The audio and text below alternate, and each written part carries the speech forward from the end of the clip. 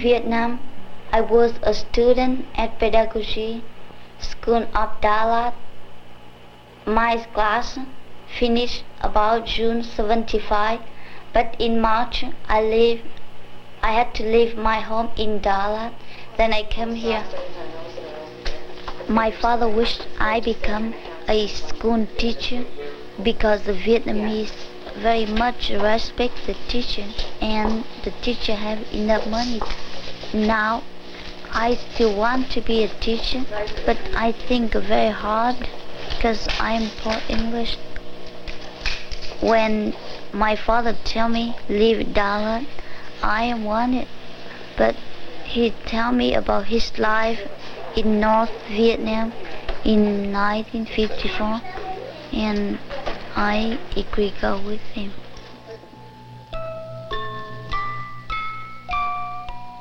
When I stay in Campbellton, I meet my English teacher from high school, and she come Pullman before us, and she find sponsor for my family in Pullman. Now I like people in Pullman and in the US, and my family feel better.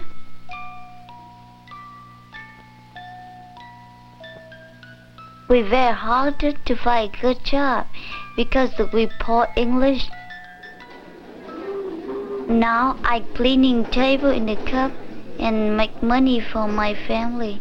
In Vietnam, my family have a farmer, and my parents work on the farm every day, have people work with them, and my parents pay money to them. I and my brother and my sister only go to school because my father wanted.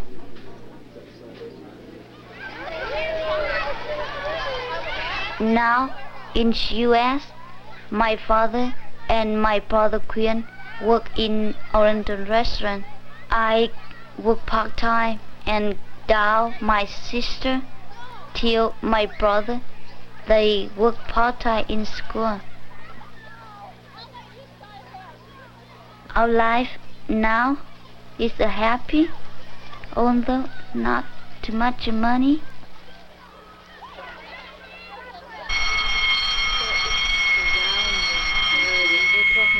Suburb?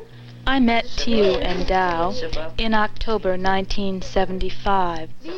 I have seen many changes. Tiu could only speak a few words of English. He is now doing very well. His sister has been able to do many things in different classes. For example, she writes critical analysis of short stories and poems and this type of thing. They have been received well by other students attending Pullman High School. They help each other, and I think that the American students have learned to respect the Vietnamese culture and are quite interested in what this culture entails. They have been helping the Vietnamese students, and by the same token, the Vietnamese students seem equally anxious to learn about the United States customs. And it has been really a pleasure to see this type of dual sharing.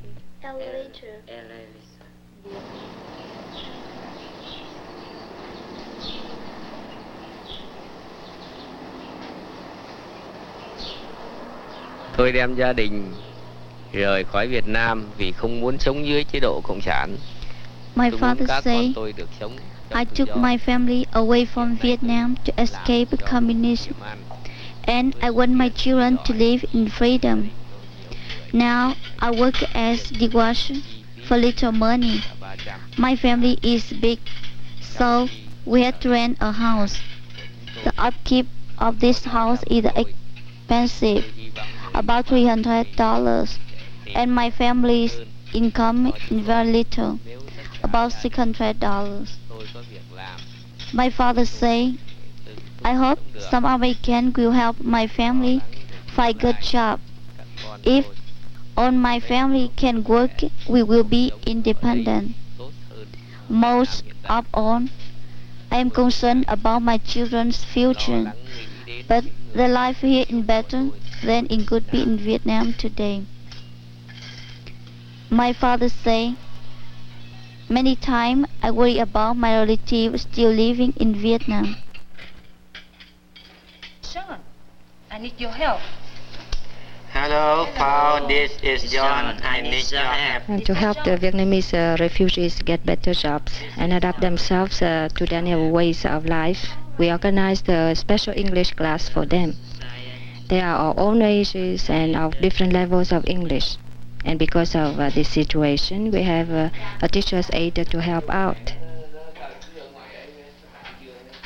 The students are very eager to learn because they all realize the great need for English. But for some of them, especially those who do manual work, they are too tired to come to class regularly and get the most benefit. So to help them out, we give them books and cassettes to study at home. But it could be more helpful if they could receive some financial assistance to help support their family while studying. In that way, they could make faster progress and be on their own sooner, just like in California, where many Vietnamese get total financing while studying English. Since you were home this afternoon, I thought I would come by and we could look your bills over. Thanks ever so much. The principal problem with the Vietnamese resettlement, as you may suspect, is an economic one. There has been no legislation introduced on their behalf, either at the federal or at the state level, because they have no political advocates.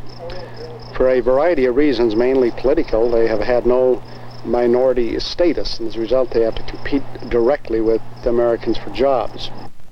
With their language problem, they haven't fared too well, and as a result they've had to take the more menial jobs. These are the very kind of jobs in which there are no peripheral benefits, such as medical care, health insurance, or retirement benefits. This is truly unfortunate in our society. I think the U.S. government can be justifiably criticized for the lack of direct help and even the peripheral help they've given these people since they arrived from Camp Pendleton. If it wasn't for individuals and the role of the churches, the Vietnamese people would have suffered very severe economic hardship.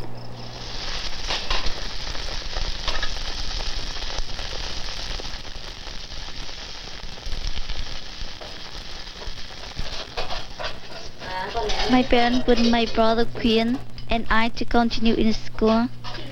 But if we work less hours, my family will not have enough money.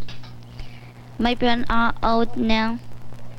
My father is about 60 years old. He can only do light work.